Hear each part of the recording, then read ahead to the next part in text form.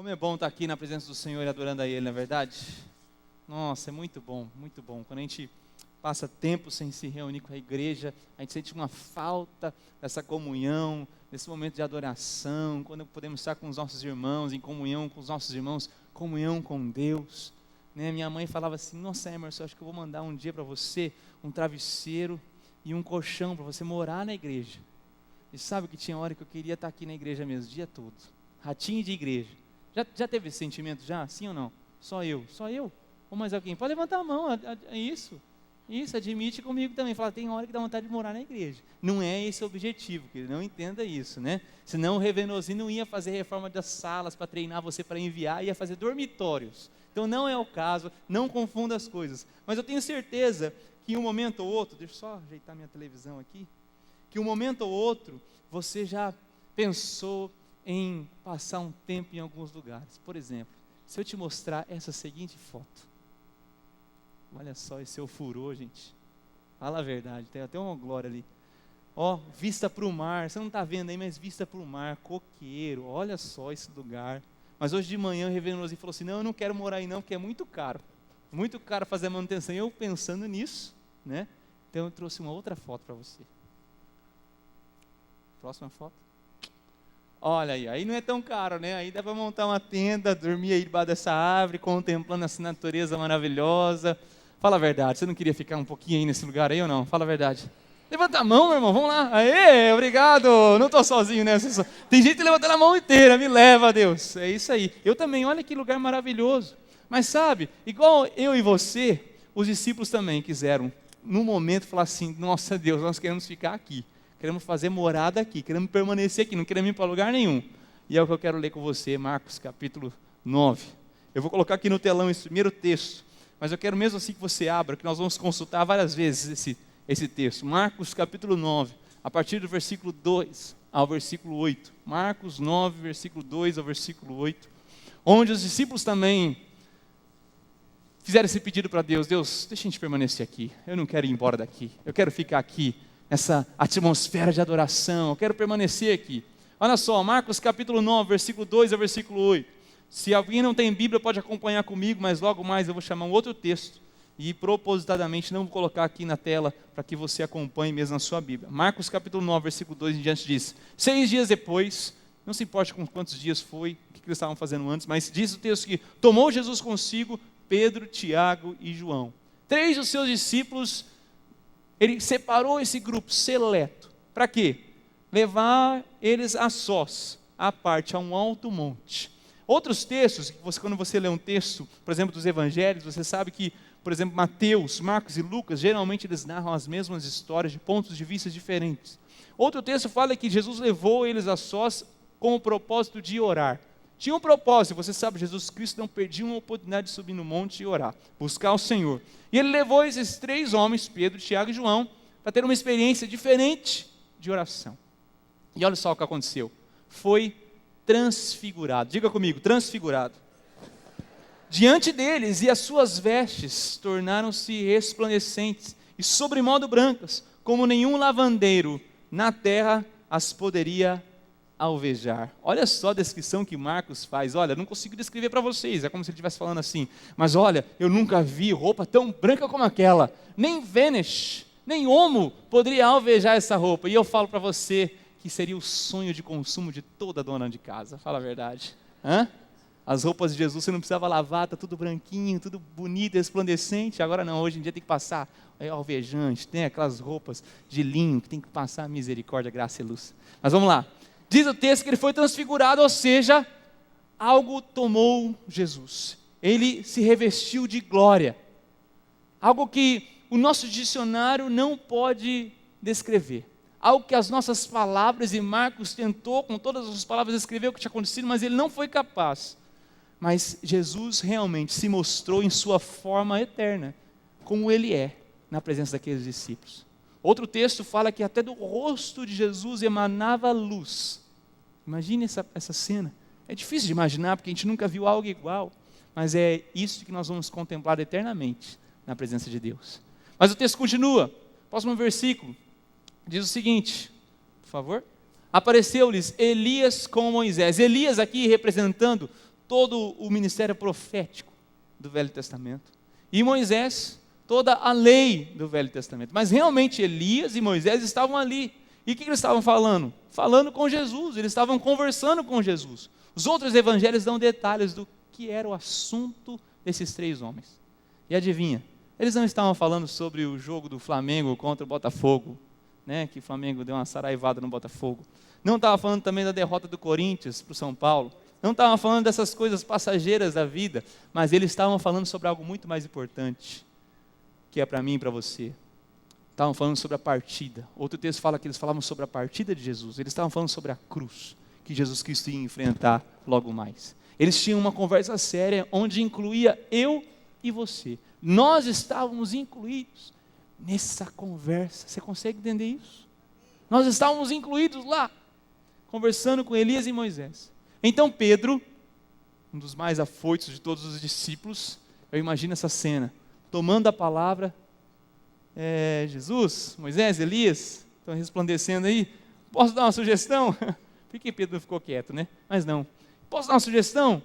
É bom demais, mestre, estarmos aqui, ele diz, que façamos 3 tendas, uma será tua, outra para Moisés e outra para Elias, pois não sabia o que dizer, pois estavam eles aterrados. Aqui, a palavra aterrados é amedrontados, com muito medo, temerosos. Então Pedro levanta a mão e fala assim, mestre, eu tenho uma sugestão para dar, esse momento está tão bom ficar aqui, vamos montar 3 tendas, e olha, a gente já providencia, uma para você, uma para Moisés, e uma para Elias, e está tudo resolvido. E para exemplificar isso para você, eu vou trazer aqui no púlpito, 2 pessoas, meus amigos, por favor, entrem aqui. Nós vamos armar uma tenda aqui, né? Uma salva de palmas para esse pessoal. Sim, eu tenho a minha parte. Seguinte, no texto fala que era Pedro, Tiago e João, né? Então, vai ser, é Pedro e Tiago, e eu vou ser João, porque era o discípulo amado. Então, eu era mais amado, era mais querido. E eu vim aqui à tarde, eu fiz um curso sobre isso, sabe? Que eu estava apanhando. Mas eu imagino Pedro, imaginando essa cena. Olha aqui, Jesus, vamos montar 3 tendas aqui. Vamos ficar por aqui, que está muito bom mesmo. Será que vocês vão conseguir montar ainda hoje ou não? Tem o culto, tem o Rosli, vai ficar bravo comigo se eu não terminar o culto no horário. Ele fica bravo se a gente atrasa, olha lá. Ó. Ixi, aí ó, não estou conseguindo não. Mas imagina a proposta que Pedro deu. Assim, Deus, vamos eternizar esse momento. Isso aqui está muito bom. Olha lá, eu vou ajudar eles para falar que eu não fiz nada, tá, galera? Ó, ups. É assim mesmo? Ups. Me ajuda aí, não faz eu passar vergonha na frente das pessoas. Ó, pisou ali, ó. Então tá, vou deixar o Pedro e o Tiago batendo a cabeça aqui. Eu acho que João era meio folgado, era amado mesmo por Jesus, ele deixou eles trabalharem. Mas o texto continua, o próximo versículo, ele continua falando que, a seguir, quando Pedro deu a proposta, vamos armar as tendas, a seguir veio uma nuvem que os envolveu e dela uma voz dizia, esse é o meu filho amado, a ele ouvi. Esse é o meu filho amado, depois dessa nuvem se envolver, a ele ouvi. E de relance, o texto diz, quando os discípulos olharam ao redor, a ninguém mais viram senão Jesus. Você pode falar senão Jesus. Somente Jesus permaneceu. Moisés e Elias desapareceram. E Jesus permaneceu. E a proposta de Elias, obrigado, mais uma salva de palmas para Pedro e Tiago. E a proposta de Pedro era isso, montar uma tenda. E nós vamos descobrir o que isso tem a ver. Mas para a gente entender esse texto que nós acabamos de ler, da transfiguração, nós temos que entender um texto paralelo, que vai mostrar muito o que Pedro tinha em mente quando propôs montar a tenda. O que Pedro tinha no coração quando ele propôs, vamos montar tendas. Eu quero que você abra agora a sua Bíblia em Êxodo capítulo 33. Êxodo 33. Êxodo, segundo livro da Bíblia, capítulo 33. Nós vamos ler a partir do versículo 18. E aqui, antes de você ler esse trecho, você tem que entender um pouco do contexto. Deus havia descido sobre o Monte Sinai. Aqui nós estamos no Monte Sinai. E ali Deus tinha chamado Moisés para falar face a face com Moisés. E uma nuvem envolveu um monte, e por essa nuvem Deus se comunicava com Moisés, e Moisés era o intermediário, o mediador entre Deus e o povo. E depois desse longo diálogo que Moisés teve com Deus, que Deus teve com Moisés, Moisés faz a seguinte requisição a Deus. Êxodo 33, versículo 18. Então ele, Moisés, disse: rogo-te que me mostres a tua glória. E glória aqui é Shekinah, glória de Deus. Rogo-te, Deus, que me mostres a tua glória. Então Deus respondeu, versículo 19: farei passar toda a minha bondade diante de ti, e te proclamarei o nome do Senhor. Terei misericórdia de quem eu tiver misericórdia, e me compadecerei de quem eu me compadecer. E acrescentou: não me poderás ver a face, porquanto homem nenhum verá minha face e viverá. Disse mais o Senhor: eis aqui um lugar junto a mim, e tu estarás sobre a penha, sobre a rocha. E quando passar a minha glória, eu te porei numa fenda da penha, e com a mão te cobrirei até que eu tenha passado. Depois, em tirando eu a mão, tu me verás pelas costas, mas a minha face não se verá. Existem semelhanças entre esses textos. O monte, Moisés, a nuvem, a requisição de ver a glória, a transfiguração, que seria a representação da glória. Então, a pergunta que fica no ar é: será que, então, essa experiência da transfiguração seria a repetição da experiência do Monte Sinai? Será que o mesmo que aconteceu no Monte Sinai, em que Moisés não foi permitido ver a glória de Deus, é a mesma experiência da transfiguração? A resposta é não. Não, absolutamente não. São experiências diferentes, mas são paralelas, e nós vamos usá-las para entender melhor o que Pedro estava propondo naquele momento. E aqui eu vou fazer duas colunas, uma do Monte Sinai e outra coluna da transfiguração. A primeira na Sinai é que Moisés, ele apenas reflete a glória. Reflete a glória. Ó, na hora, hein? Moisés reflete a glória. Já na transfiguração, Jesus emana a glória. Moisés aqui no Sinai, ele funcionava como a lua refletindo a luz do sol. Ela não tem luz própria, ela apenas reflete a luz do sol. E Moisés, diz o texto, que após aquele tempo com Deus, ele, ao descer do monte, as pessoas começaram a falar assim: olha, Moisés, eu não consigo te olhar, não consigo ver tua face, que você está refletindo luz. E diz o texto que ele teve que começar a usar um véu. E por muito tempo Moisés usou esse véu porque ele refletia a glória de Deus. Até que depois de um tempo, essa luz do rosto de Moisés foi se acabando, e depois você sabe que ele teve vergonha de tirar o véu. Mas o fato é que em Moisés ele apenas refletia a glória. Agora não. Na transfiguração a gente vê Jesus emanando a glória. Era dele que saía essa luz, ele não estava refletindo nada, ele estava mostrando quem ele realmente é, cheio de glória e majestade. Esse é o nosso Jesus Cristo. Esse é o nosso Jesus Cristo, que o texto fala que do rosto dele emanava luz. Outra diferença também do Sinai é que Moisés apenas apontava para a glória. Assim como todo personagem da Bíblia, usado por Deus, eles eram falhos, pecadores como eu e você. O texto da palavra do Senhor no Novo Testamento diz que Elias era um homem como eu e você, mas ele orou para que chovesse, orou para que não chovesse, falando sobre a oração. Eles eram homens como nós. Tanto Moisés e Elias, que estavam na transfiguração, eles não resolveram o nosso problema, mas eles apontaram para quem iria resolver. O maior exemplo disso é João Batista, que veio preparar o caminho do Senhor, e quando ele falou: vai vir aquele após mim, que eu não sou digno nem de desatar as sandálias dele. E quando ele vê Jesus Cristo, ele fala: eis o Cordeiro de Deus que tira o pecado do mundo. E ele envia os seus discípulos e fala: agora não é mais comigo, é com Jesus Cristo. Essa é a nossa função como igreja, é apontar para quem é maior. E Moisés entendeu isso, e todos os personagens da Bíblia, se você for ver, eles têm características boas, mas em suas falhas eles estão falando: olha, eu não sou o Messias, eu não sou o Salvador, mas eu aponto para aquele que vai vir, que é Jesus Cristo. Ele sim. Agora na transfiguração, Jesus, ele não aponta para nada, ele é a glória. Ele é a glória de Deus se manifestando naquele momento. Na verdade, os discípulos estavam vendo Jesus como ele realmente é, era, é e sempre há de ser, cheio de glória e majestade. Mas ele se condicionou a se encaixar na carne humana. Diz o texto que é um Deus encarnado. Ele se limitou, ele limitou-se a si mesmo para viver entre nós. E quando eles tiveram aquela visão da transfiguração, Pedro falou assim: vamos armar tendas. Eu não quero perder nenhum segundo desse momento, nenhum segundo desse, eu quero eternizar esse momento. Pedro, Tiago, me ajuda. Vamos armar tendas aqui para todos, vamos ficar aqui, esqueça tudo o que está acontecendo lá embaixo, esqueça todas as preocupações, todos os problemas, eu quero viver aqui, quero permanecer nesse lugar. Outra diferença entre Sinai e a transfiguração é que no Sinai, Moisés não pôde ver a glória. Você acabou de ler o texto, diz que Deus falou assim, olha, a minha glória é grande demais para ser suportada por você, Moisés. Você é pequeno demais, Moisés. Você não suportaria a minha glória. Agora na transfiguração, os discípulos não morreram ao ver e experimentar a glória de Deus. E isso existe uma grande diferença nessas duas questões.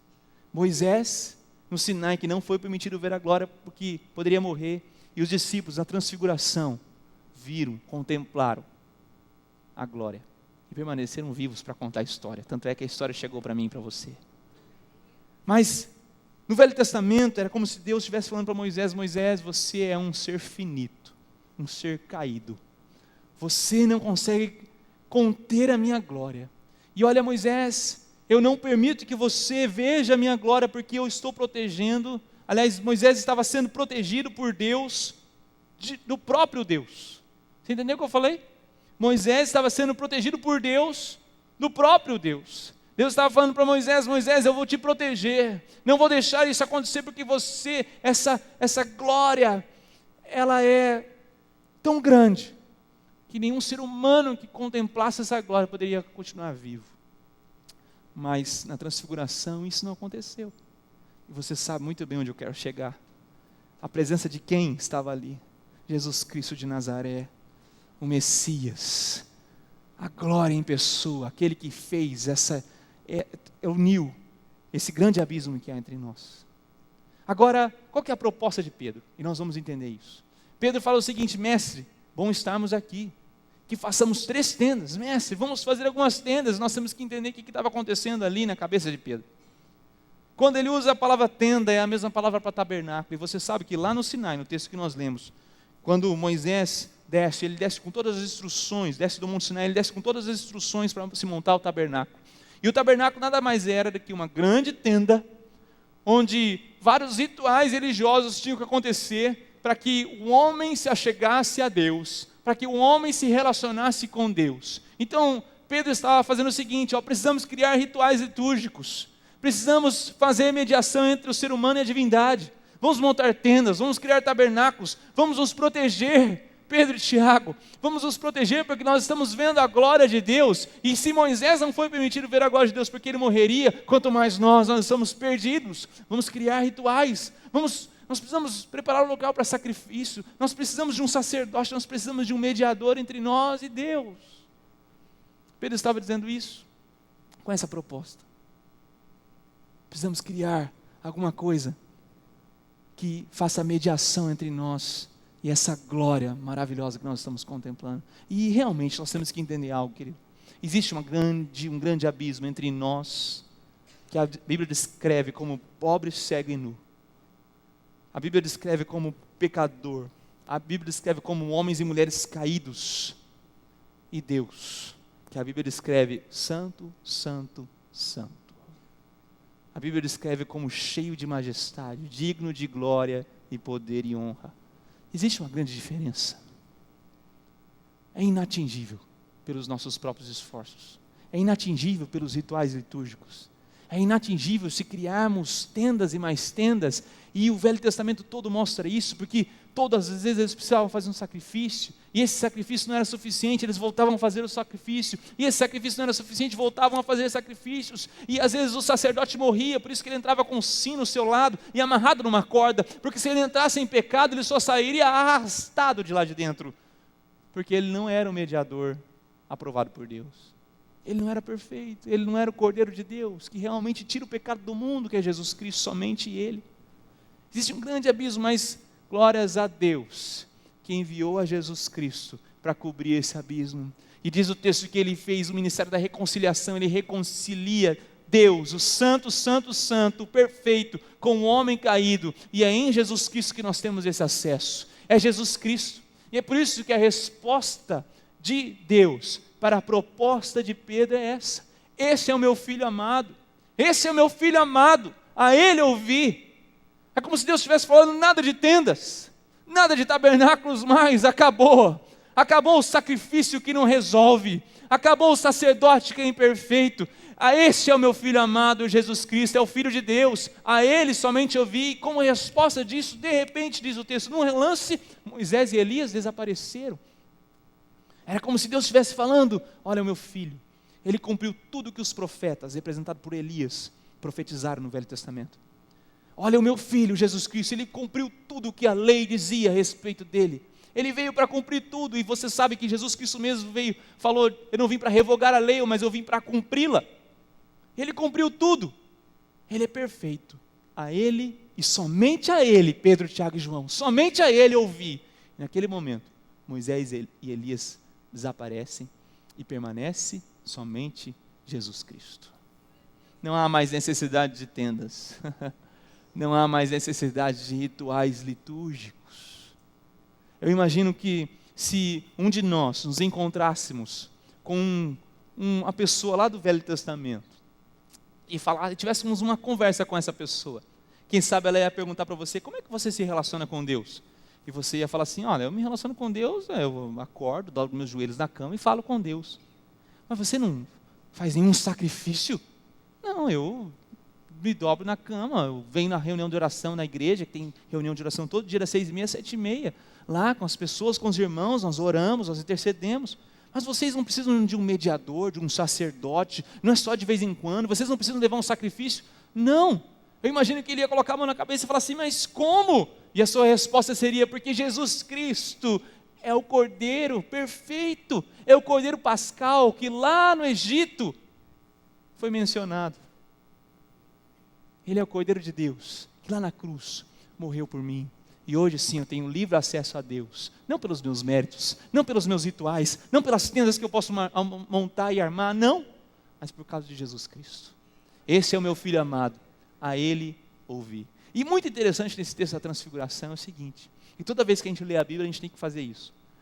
A gente não pode tirar o texto e analisar o texto separado de tudo, nós temos que olhar para o texto e olhar para o que vem antes e depois, ou seja, olhar para o contexto de tudo. E se você deixar o texto da transfiguração, ele como se fosse um grande sanduíche. Existe algo que vem antes e algo que vem depois. Antes da transfiguração, Jesus começa a falar sobre a sua morte. Ele prediz a sua morte. Ele fala: o Filho do Homem, fazendo uma referência a si mesmo, tem que ir para a cruz, será crucificado, ele vai morrer, mas ao terceiro dia ele vai ressuscitar. Antes da transfiguração ele fala assim: você quer ser meu discípulo? Você quer me seguir? Então tome a sua cruz. Negue-se a si mesmo e siga-me. Antes da transfiguração existia uma cruz. Então vem a experiência maravilhosa do que Deus estava falando, a transfiguração. Como se fosse um pequeno tira-gosto do que nós vamos ter na eternidade. Como se fosse uma pequena antecipação da glória de Deus que nós vamos ter eternamente sobre as nossas vidas e seremos expostos a ela. Mas e depois da transfiguração, o que vem? Será que Jesus Cristo mudou de ideia? Fala assim: olha, sabe aquele discurso sobre a cruz que eu estava falando para vocês, discípulos? Olha, esquece, acho que não está muito na moda.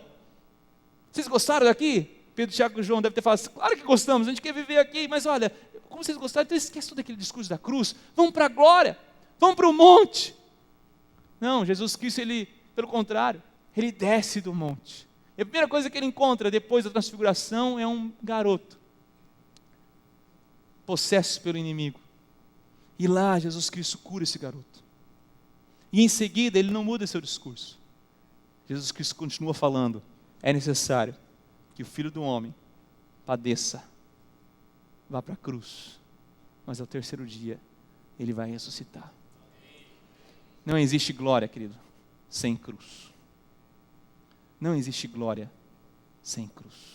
Se eu e você podemos experimentar o mover do Senhor, o fortalecimento de Deus na nossa vida, é que um dia Jesus Cristo foi para a cruz. E Ele continua querendo que eu e você possamos ir para a cruz, para o nosso ego ser crucificado, para o nosso eu ser crucificado, para que possamos realmente viver a glória de Deus. Sabe, Deus cria essas antecipações para nos abençoar. E é por isso que eu quero responder a pergunta que fica no ar agora. Mas então, para que serviu a experiência da transfiguração? Para que serviu isso? Se Jesus falava da cruz e continua falando da cruz, para que serviu esse momento da transfiguração? Não foi só para preencher as páginas da Bíblia. Com certeza não. Eu quero destacar aqui apenas dois. Dois motivos para essa experiência. A primeira é que serviu para fortalecer o próprio Senhor Jesus Cristo. E você pode pensar, nossa, o pastor Emerson acabou de falar uma grande heresia. Jesus Cristo não precisa de ser fortalecido, Ele é o próprio Deus, Ele é o Filho de Deus, Ele é o Todo-Poderoso, Ele pode todas as coisas. Amém? Ele é Filho de Deus, Ele é Todo-Poderoso e pode todas as coisas, mas você não pode esquecer que Ele também era homem. E 100% homem, 100% Deus. Ele precisava ser fortalecido enquanto homem. Ele iria enfrentar a cruz. E não é algo fácil para ninguém. Se não foi impossível para mim e para você. Tal momento foi de fortalecimento que ele precisava, que diz o texto que eles falavam da partida de Jesus. E essa partida no texto original, no grego, é Êxodos. E Êxodo, você sabe o que fala sobre o Êxodo na sua Bíblia? Fala da grande libertação que Deus operou na vida do seu povo que estava escravo no Egito, e por intermédio de Moisés, engraçado Moisés aqui novamente, falando sobre o êxodo com Jesus no Monte da Transfiguração, Moisés é usado como intermediador, e Moisés é usado poderosamente para afligir o Egito com as 10 pragas, e libertar o povo, atravessar o Mar Vermelho, e irem para conquistar a terra prometida. Moisés, Elias e Jesus falavam sobre o êxodo, não o êxodo de escravidão, de algemas, como foi no Egito. Não para atravessar um mar que se abriu, mas muito mais do que isso, das algemas do pecado. É que Jesus Cristo veio nos separar. É para atravessar o mar do julgamento, da ira de Deus. É que Jesus se derramou naquela cruz. É isso que ele fez. É isso que eles estavam falando. É por isso que Moisés e Elias ali estavam naquele momento de revestindo Deus da sua glória, para que ele fosse fortalecido para enfrentar a cruz em meu e seu lugar. Segunda característica. Segunda questão que serviu a experiência da transfiguração é para fortalecer os discípulos. E quando eu falo discípulos, eu me coloco e você também, para nos fortalecer. Os discípulos também veriam o seu mestre, aquele que eles pensavam que ia sentar num trono, aqueles que eles pensavam que ia entrar na grande entrada triunfal de Jerusalém e ser aclamado o rei, o libertador do povo. Mas eles viriam o seu mestre, aquele que eles pensavam que ia ser coroado com uma coroa de ouro, colocarem uma coroa de espinhos. Aquele mestre que eles pensaram que iam pegar um cetro de ouro com pedras preciosas, mas ele pegou em suas mãos um caniço. Aquele que eles pensavam que ia ser revestido com uma roupa real, toda bonita, resplandecente, não. Colocaram sobre os seus ombros um manto escarlate, cuspiram nele, o despiram, zombaram do mestre deles. Aqueles que eles pensavam que ia sentar no trono, ele não escolheu um trono, mas ele estendeu suas mãos numa cruz. Eles precisavam ser fortalecidos para as lutas do dia a dia. Eles desceram aquele monte e foram pegos com o que o inimigo, Satanás, estava fazendo no mundo. E quando saímos desse local aqui, querido, quando você vai para a sua casa, quando você vai para o seu trabalho, quando você está na cidade, fazendo os seus afazeres do dia a dia, você lida com isso todos os dias. Essa experiência que nós temos coletivamente aqui é maravilhosa, mas serve apenas para nos fortalecer. Porque amanhã nós temos encontros desagradáveis muitas vezes. Nós temos lutas, nós lidamos com a nossa fraqueza do nosso corpo, quem sabe enfermidades, quem sabe lutas financeiras, quem sabe problemas de relacionamento.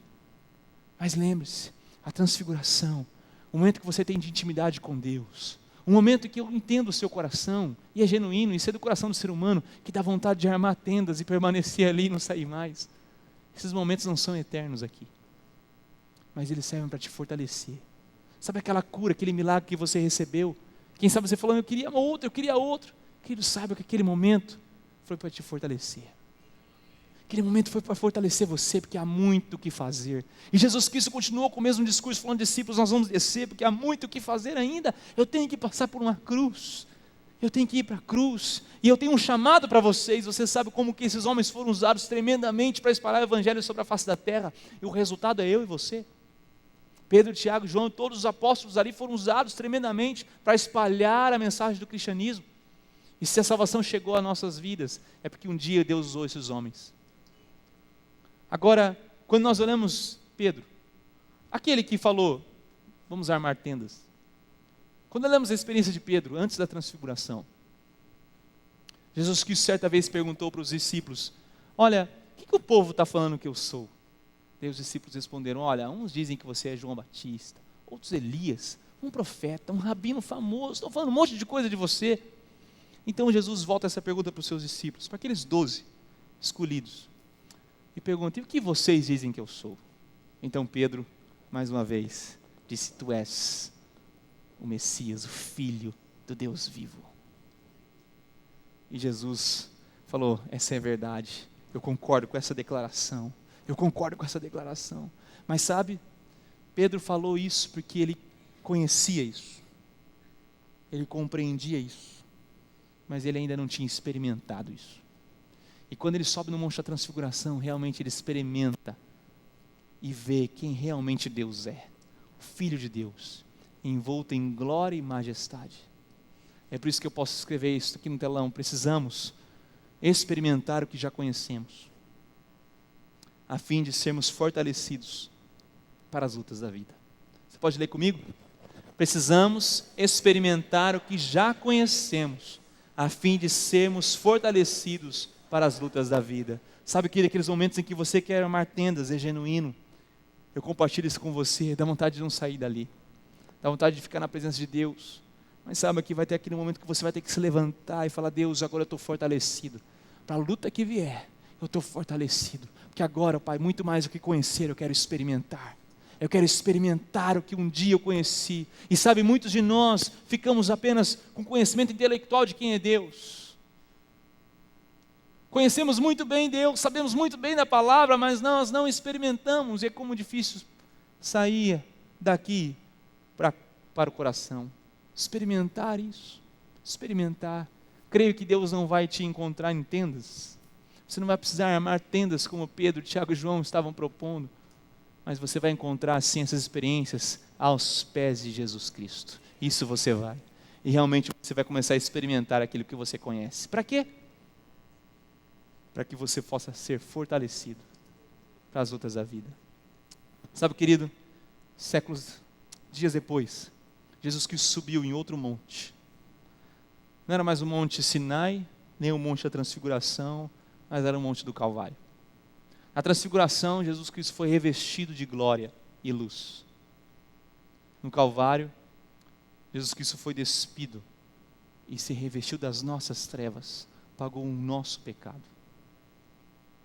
Na Transfiguração, ele ouve a voz do Deus Todo-Poderoso: este é meu Filho amado, eu te amo, esse é meu Filho amado. A ele ouvi.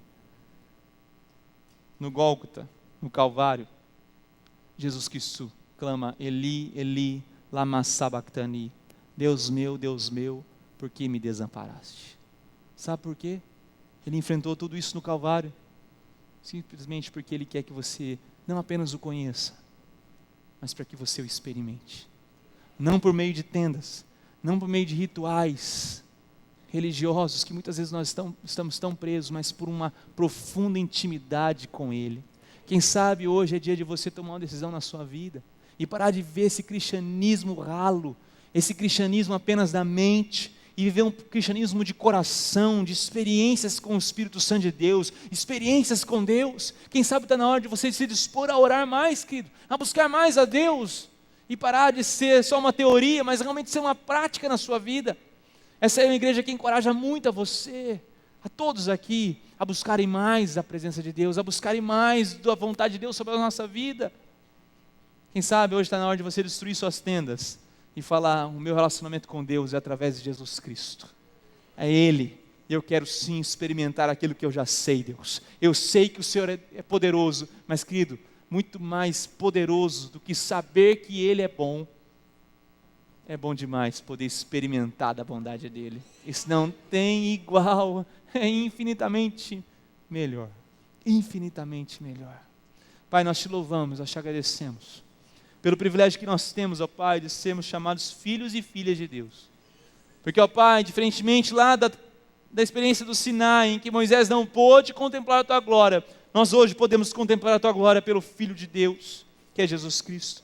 E, ó Pai, sabemos, ó Pai, que esses momentos de intimidade contigo, de adoração a Ti, que nós temos aqui na congregação dos santos, ou no nosso quarto quando nos ajoelhamos, ou nas nossas células, enfim, ó Pai, serão momentos que vamos experimentar o que conhecemos e vão nos fortalecer, porque o Senhor tem um chamado para nós, não para criarmos alojamentos, mas para sermos enviados como missionários, ó Pai, onde nós trabalhamos, na nossa casa, com as pessoas que nós convivemos. Ó Pai, nós queremos mais dessas experiências contigo que nos fortalecem. Ó Pai, obrigado porque nós não precisamos mais armar essas tendas, porque o sumo sacerdote Jesus Cristo já veio. O sacrifício perfeito que é Jesus Cristo já foi feito e se entregou na cruz. Tudo para que eu e você, Deus, tivéssemos esse relacionamento íntimo, permanente, cheio de glória e majestade. Nós te adoramos em nome de Jesus. Amém, Deus. Amém, amém, amém.